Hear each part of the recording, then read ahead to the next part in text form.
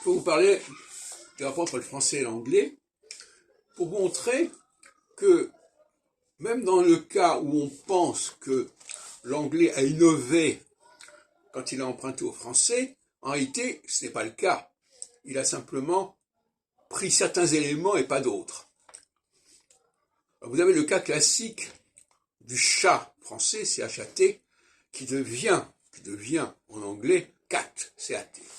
Mais en réalité, ce passage du CH au C est déjà en français lui-même, est déjà intégré en français en lui-même.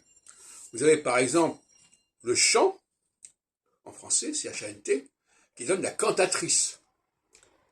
La chanson, la cantatrice. Donc, on a le che et le que. Vous avez le chien, mais on renvoie à la race canine.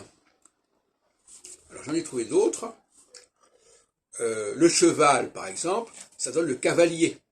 Il y a le chevalier et le cavalier. Le chaud, il y a le calorifère.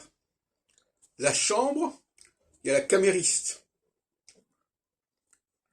La Chine, il y a le sino, S-I-N-O. Le chenal et le canal. Le chausson et le caleçon. Le chauve et la calvitie. La chair est carnivore. Et donc, le fameux care, correspond à la charité, mais on est aussi le caritatif. On a Charles, on a carolingien. Et on a chemise et camisole. Voyez-vous ? Donc on est très très loin d'une invention anglaise dans cette histoire. D'accord avec moi ?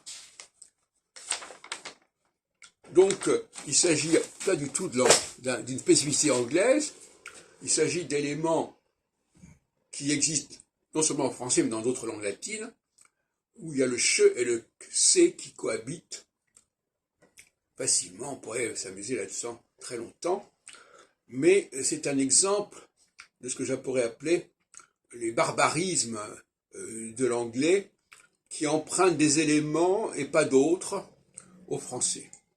Alors, on y reviendra à propos de ce que j'appelle le trio des déterminants, c'est-à-dire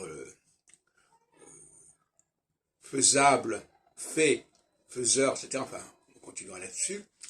Mais voilà une piste qui devrait intéresser certains.